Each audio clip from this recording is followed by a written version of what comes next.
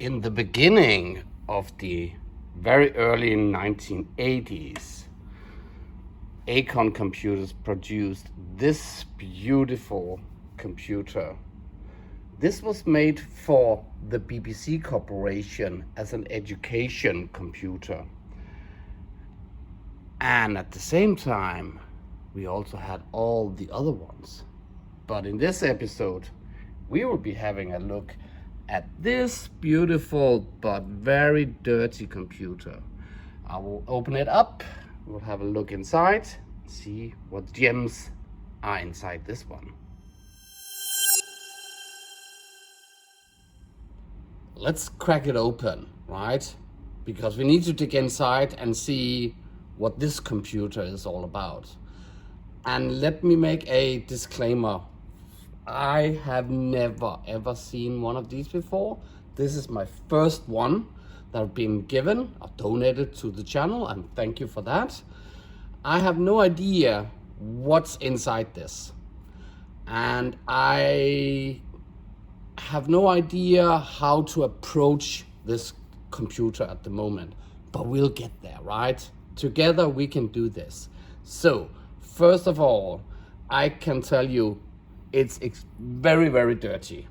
This is almost brownish and there's some dark spots on it and other stuff. So once we have taken out, I'm assuming the keyboard can be taken out and the motherboard, and there is a power supply inside this one. This is a British model. Once we've taken all that out, I will figure out how to clean the actual cabinet so we can bring this back into life. It's a, I don't know, is this like glass fiber? I'm not sure, but it should be possible for us to clean this. We have a nice keyboard, and just punching on it, this is really, really nice. It has a nice feeling, and I'm not sure what kind of keys there are, but we'll see that. There's a little bit of a dimp ends here. Over here I can see this was probably for some EEPROMs in the early days, but there's also a hole in there that we need to fix. There are 3 lights down here, but I can only see 2. One for caps lock, one for shift lock. The cassette monitor, I can't see an LED for that, so maybe that's broken off also. In the front, dirty. Oh, it's rattling. There's something inside it. And if we move to the back, we have all the connection that's possible for a computer like this. One of the things that is very unique, I think, for this computer is that it has 3 different kinds of video out. The UFH out, and a normal video out, and then RGB out. As this was produced for BBC, for them to produce a TV series about home computers or microcomputers, I must assume the reason they have specifically the RGB output is so that in the TV studio they probably could have a much cleaner, sharper image on their monitors. So that's probably the reason for this. Then we have an RS423 output, or yeah, input output. And then we have a cassette. And over here we have something called analog in. So maybe this is like a joystick. And then over here is the Ethernet. I've heard about this, that this was for schools where you can hook the computers together in a proprietary developed Ethernet-ish thing called Econet. So as this is not populated, I'm assuming that is not inside this computer though. And over here we have the on and off button, and we have some power. And let's turn it around. Wow, there's definitely something rattling inside this one. Here we have the serial number. So this is 304764. So this is actually a very low number because I Googled the BBC and they have been produced 1.5 or above that million computers. The first computer was developed and released in 81, I think it was, and the last one, it had a long lifespan. So that was in the early 90s. I think it was like 93, 94-ish. But this number, that's a low number. So this must be an earlier revision. The board inside it came, as I recall, in a revision 1, obviously, 2, 3, 4. Then revision 5 and 6, they were never really published, but it ended with the revision 7, at least to my knowledge, and Google was my friend, so maybe this is right. So we'll see which revision we have in here. And the board came with all these expansion. So over here we have the tube, we have the 1 megahertz bus, a user port, a printer port, a disk drive, and up here we have external power. And this is, again, to my knowledge, because I've never seen one of these before, I never had one. So I'm assuming this is, so when you had the disk drive connected to it, it also had the power from this one. All these ports, we'll come back to these later on.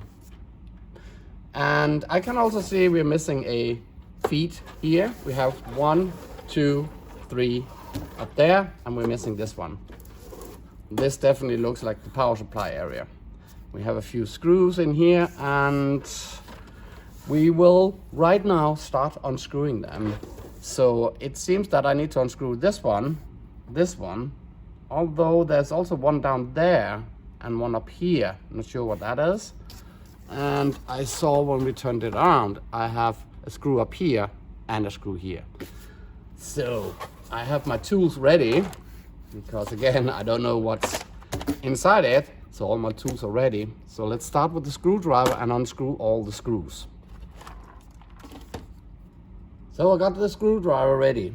Let's unscrew and see if we can get some of, well, get the cabinet off the top of it. So there's a screw here, there's a screw on the other side.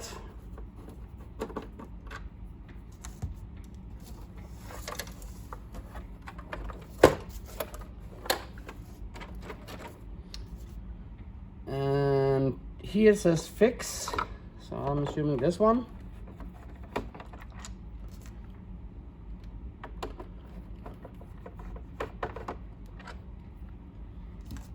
Let's turn it around again and see if we can get the lid off. Not sure. Oh yeah, there we go. And again, it's very dirty. I see some dust bunnies down here, so this needs a good clean. And the lighting that we were talking about in the beginning, that I only saw 2 LEDs. There are 3s, but I can see this one is bent over. Let's attack the keyboard. Let's unplug it. And yeah, I think these needs to be taken off, right? Yeah, let's do that. Oh, these must be the screws from the other side. Let's see. Something's falling out. Yeah, so these 2 screws are for these 2. Something fell out. Oh, an EEPROM. 2 EEPROMs actually. So that was rattling inside it. Starbase and Micronet. Is Micronet something about the Econet up here? We'll see. So let's focus on this. There we go. So these 2 came out. And let's hope we can lift the keyboard now. We can. Oh, loudspeaker. It seems to be connected. It is to the motherboard itself. So just for my knowledge, red goes this way on the left and black goes on the right. 1 keyboard. And let me just stated immediately, it is dirty. So we need to attack this later on. And here we can actually see that the LED is bent over, so I'm sure we can just bend it back. Let's attack this later on. I'm not sure how we can get into the keys. The plunger goes into here, which then is soldered on the motherboard. So maybe we cannot get this piece of the keyboard out of the PCB itself, but at least I'm sure we can get the keys off it and clean those, and then clean inside here. So let's put this to the side and let's have a closer look at the inner of the computer. And again, lots of dust bunnies down here, and looks a bit messy. There's a lot of budge wires going everywhere on the computer. Seems to be going to this area, and this area has some sort of card up here. Let's take this card out. There we go. What is this? This says Solid Technology Limited 32K SWE RAM, SW extension. So is this some sort of RAM extension, maybe 32K? Let's see, what chips are we having? We need to turn them around and see. So these are SN47LS157N. And over here, oh, here we have it. So this is TMS 4416 15NL. So definitely RAM. Okay.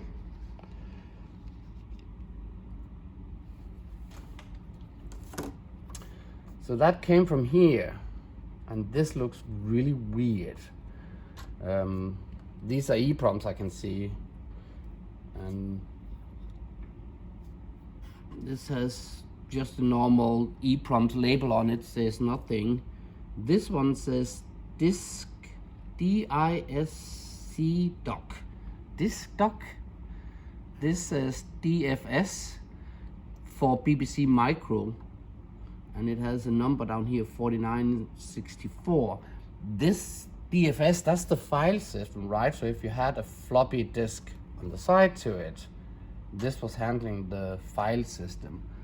This EEPROM doesn't say anything again, so there's no label on this, and I have no clue. But this is the one that drives this one with 3, 4, 5, 6, 7, 8, 9, 10, 11 budge wires, all connected to different kinds of CPUs and logics and I don't know what. So this is gonna be weird. So what do we have here? Here we have the 6502A, so that's the processor, at least. But we'll have to have a look at this later on. We need to attack the power supply over here. We need to take this out, and this is connected with all these different power cables. 2, 4, 6, 7 power cables all over the board. Why would you design? I'm assuming, as it's the same color, it's the same voltage. So this is probably 5 volt and ground. No idea, but we'll measure it. But if that's the case, it's the same. Why do they put in the power 3 times in the board? Well, let's just ignore that. I will assume we need to take the power cables off. So again, for my insanity, because we need to put this together again. So over here, red on left, black on right. Over here in the middle of the board, it's the opposite. So black on the left, red on right. And this over here is the same as this. So this has black on the left and red on the right, but they're very close. And then we have a purple. And the purple, let me zoom in. The purple down here says -5. Oh, I see. So what are they saying? They are, there's no voltage on it, but it's, when I see the black one, it says 0 voltage, so that must be ground. So I have no clue what this is, but this 6502 takes 5 volts, right? So this is 5 volt also. So we have plus 5 volt and ground and minus 5 volt over here, I will assume. So let's take this out, if we can. There's one.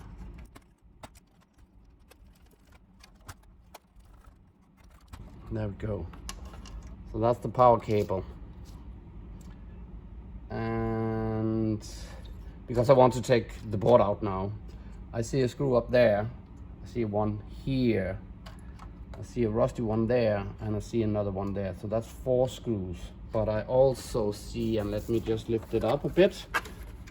So for that output there, that is screwed in here.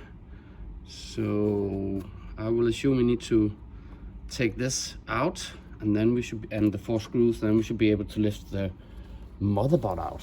So let's try that.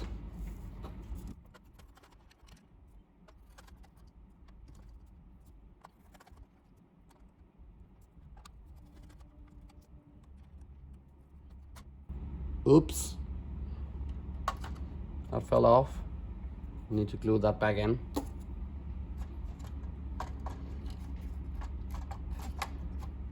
And then we need to attack this area up here.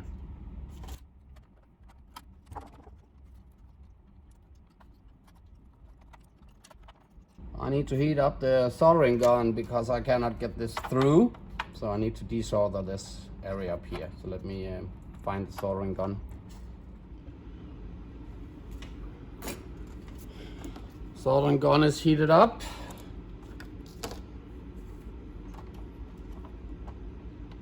There we go.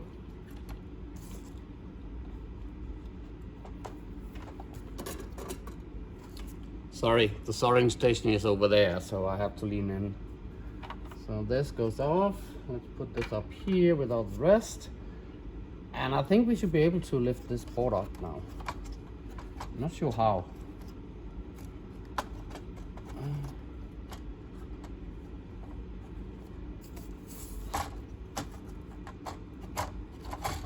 Like this. There we go.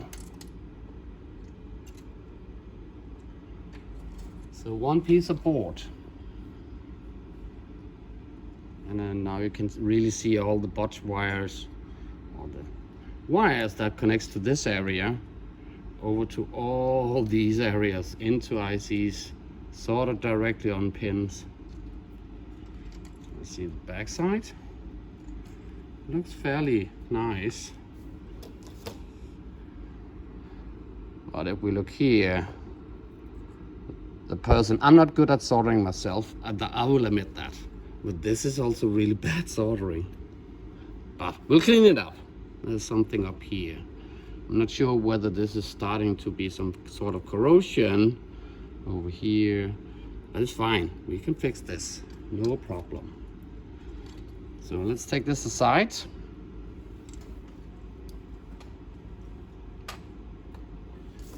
And then we have the power supply left over here. Oh, one of the screws. This is for the keyboard, and there's another screw here for the keyboard. Let's check this out. Why can I not? So if I lift it, oh, so this piece of paper, whatever plastic this may be, we need to figure out to get the screw out of that.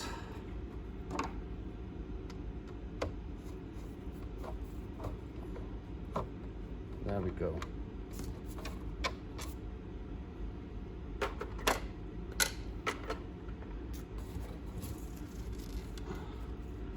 Okay, so power supply. We have what seems to have 3 small screws here. So let's find a small screwdriver.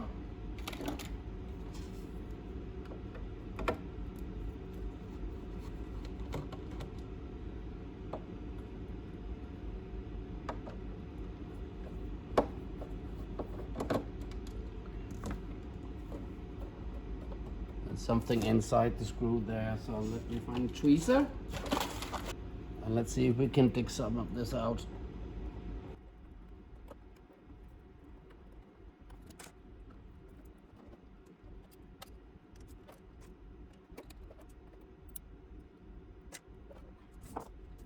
And we're left with back of the cabinet. Here's another number, 699347. That's not the same as the serial number, so I don't know what that number is. If anybody knows the number inside it, what that number is, please write it in the comments.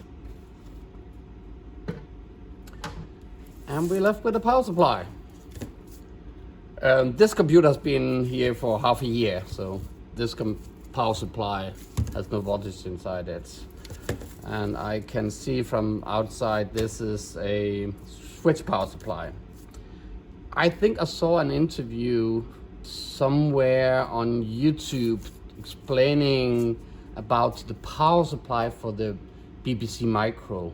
It's also known as Beeb, B-E-E-B, but I call it Beeb with a P at the end. I don't know why, but that's so.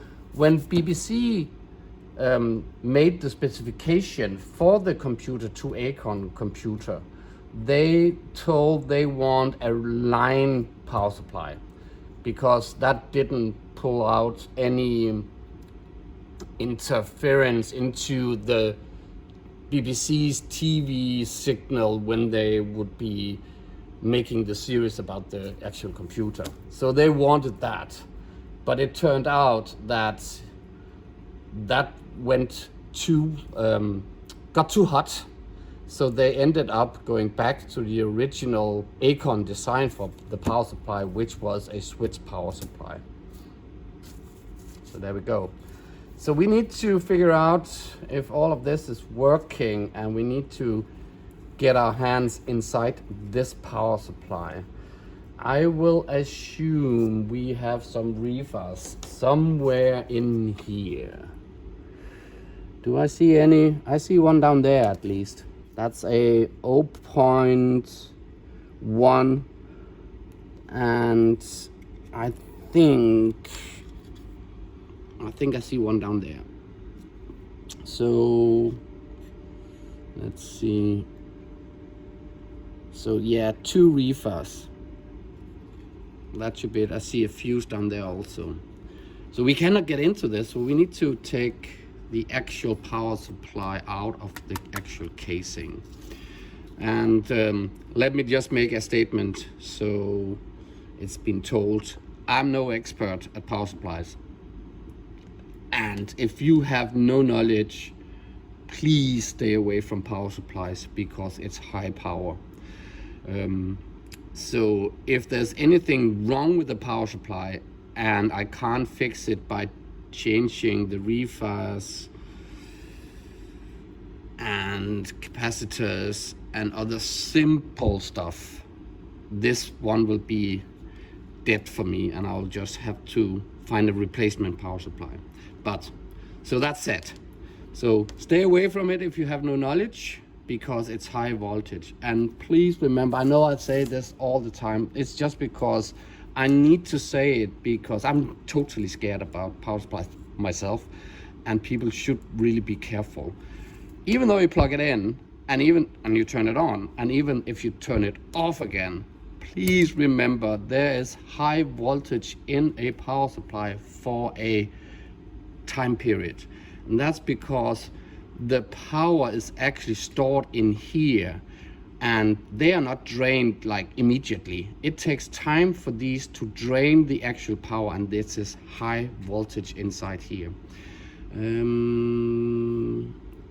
I shouldn't probably say it, but I will actually assume, but we need to look at the board itself. I will assume maybe this resistor down there is for draining this. So they're built in that it's draining fast, but fast could mean 1 minute, 5 minutes, 10 minutes. And if this is the case, let me just say that, if this is the case, if this doesn't work, they're not being drained.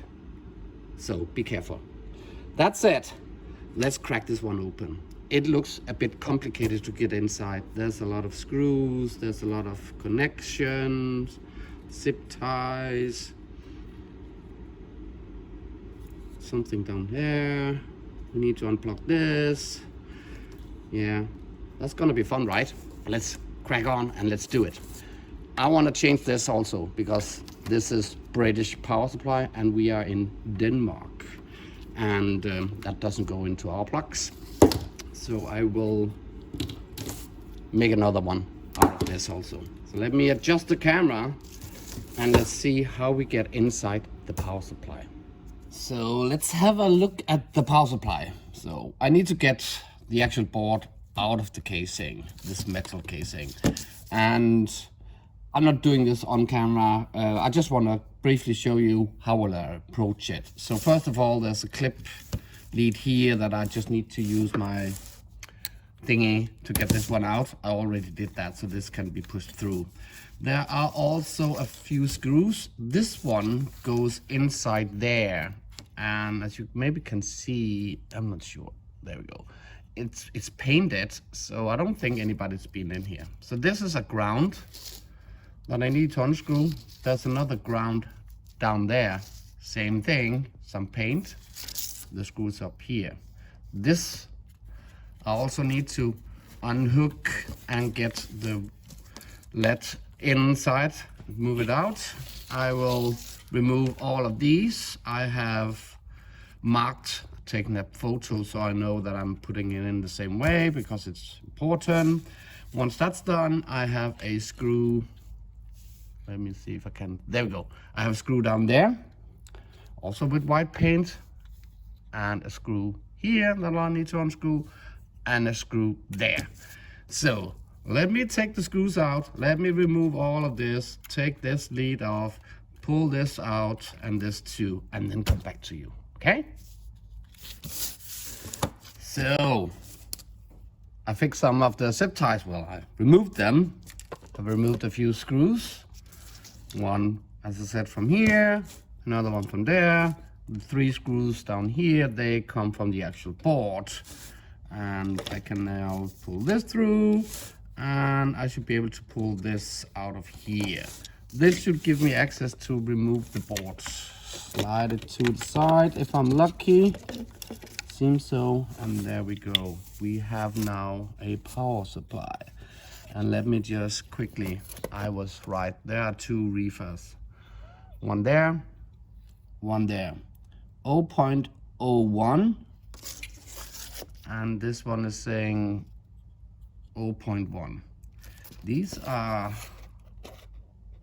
yeah, these are good old reefers. I think, let me just go to my drawers.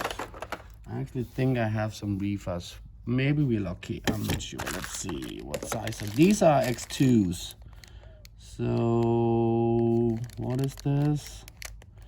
My eyes are not that good. I can't even see anymore. Let me take them out the back. So,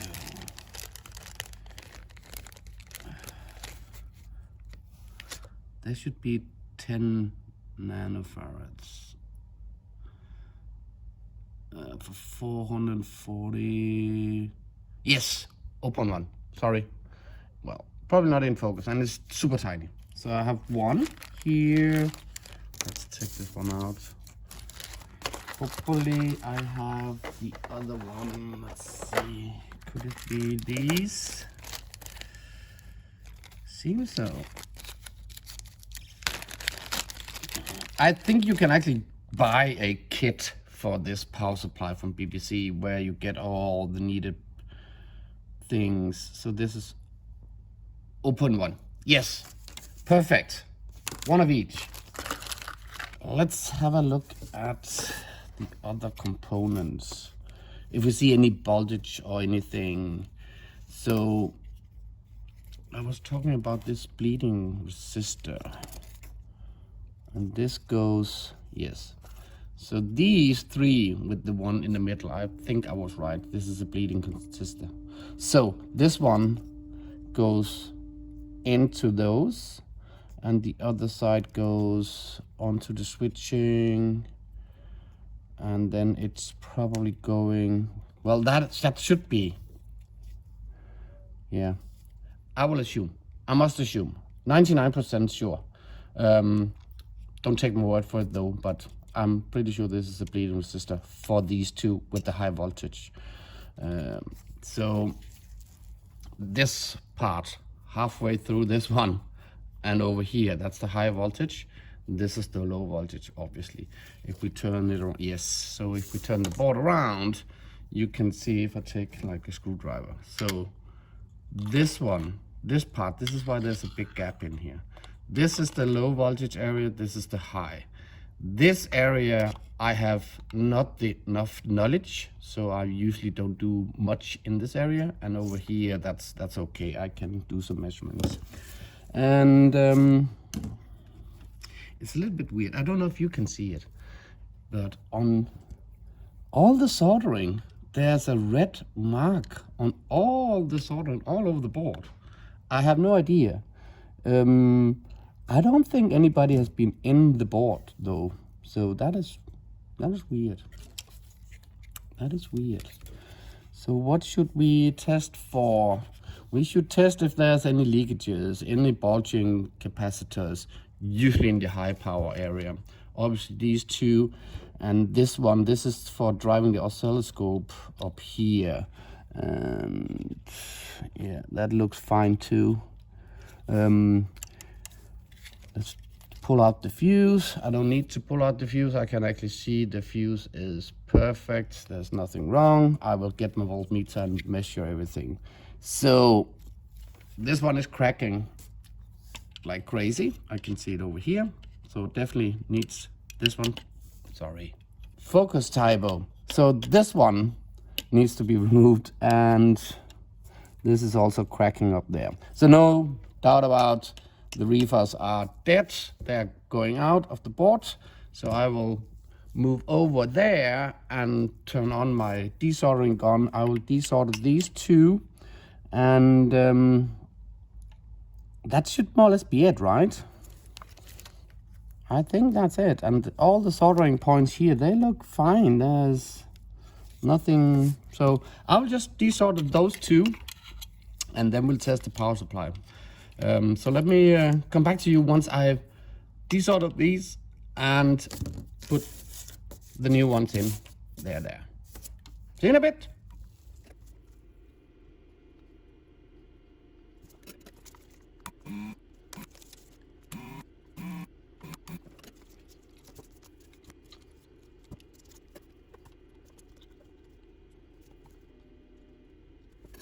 Power supply is back in the casing again. It's a bit struggle getting this one out, and it's a huge struggle getting the screws back in again. So, well, there you go. But I just need to explain to you, I have chipped this off from here because this is British. And for those who are not familiar with the British plug, there's a fuse inside a British plug, and that's due to the wiring within a house and the circuit breaker within the house. It doesn't provide enough for the circuit. So therefore, there's also a fuse inside every plug in UK, and that's why they are so big. This dates back to wartime where there was shortage of copper, so that's why they did this, and they still haven't followed up and made good circuit breakers in their houses, so they're still stuck with this. But nevertheless, it works, and it's actually okay. So this is off. I just need to tin these up here, and then I will put them on the Danish plug. So natural, so this is blue, this is brown, and this is ground in the middle. And the reason I know that is because I put a blue marking on it, because I know this side in Denmark, that's where it goes. So I will tin these, put this in here, and once that's done, we can then plug in the power supply, and I'll put a voltmeter on the 5-volt rail so we can see if that works. Just before I leave you with this, I just want to say that I noticed down here, I'm hoping you will be able to see it, that even though we are 220, 230 volts here in Europe and UK, you can have this wired so that it takes 115, I think it was 110, 115. So underneath this marking there, let me see if you can see it. So underneath there, there's a hole, so you can take one of these two holes and put it into the third hole that you can't see from this plastic sticker there. And once you bridge these, that becomes then you can hook it up to 110 volts. That's it. So let me tin these, and once that's done, let's turn on the power supply.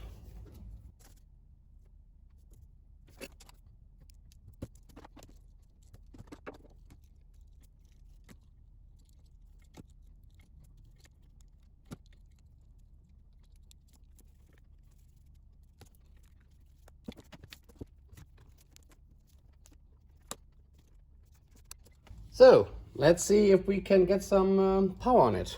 Let's lift this up. Let's use the British plug. Hopefully you can see everything in the camera. Let me zoom in a little bit, like this. Hopefully nothing would blow up.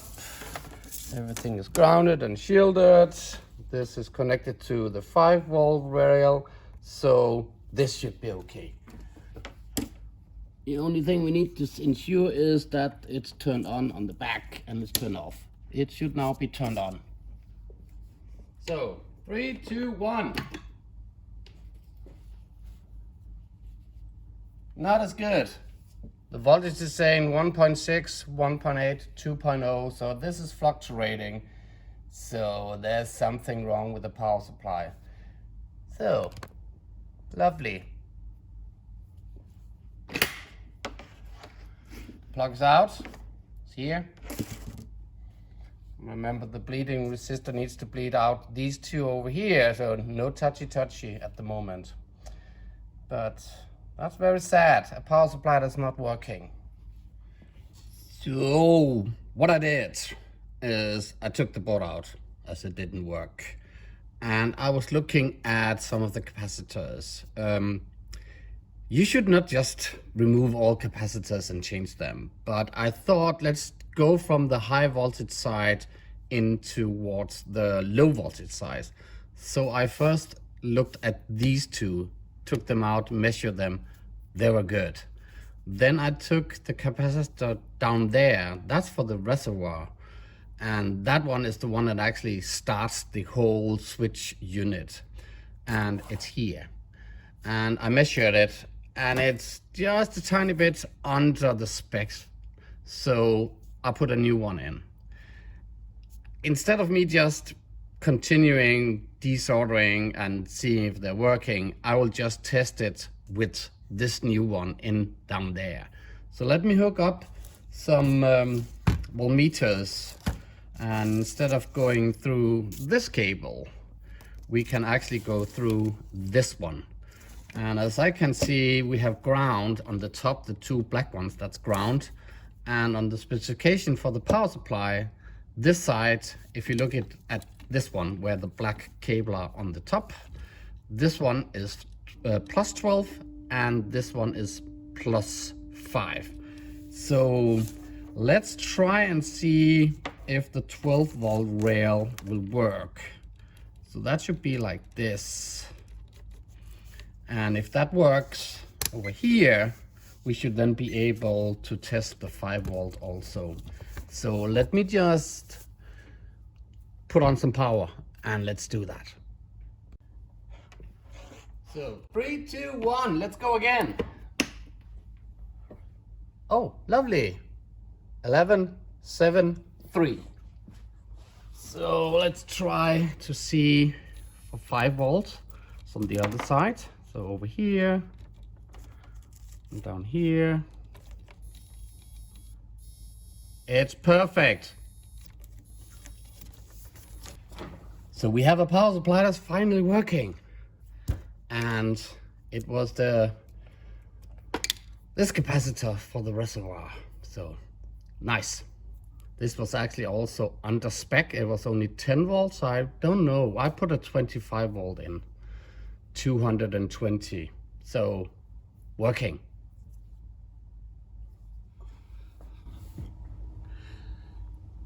Yep, the power supply is working. And I think it's time for us to wrap this episode 1 up. Just let me explain what has happened. So the power supply over here, let's park this for a second. Just want to say that I took off this thing that comes on top of the casing, and I washed this one and the bottom of the casing. I have really crazy gone into it and scrubbed it like really mad guy to get all the grease out of it. It looks fairly okay. The color is almost back if I compare it to the back side. So I think I will leave it with this. I actually could paint it, but I think I want to keep it as it is now. It's almost even yellowish, so I think it's okay, right? Next up, in the next episode, we will have to go through the motherboard. I haven't done anything. I need to clean this up with IPA, go through it and see if everything is as it should be. And of course, the same will go for the keyboard that we also need to go through.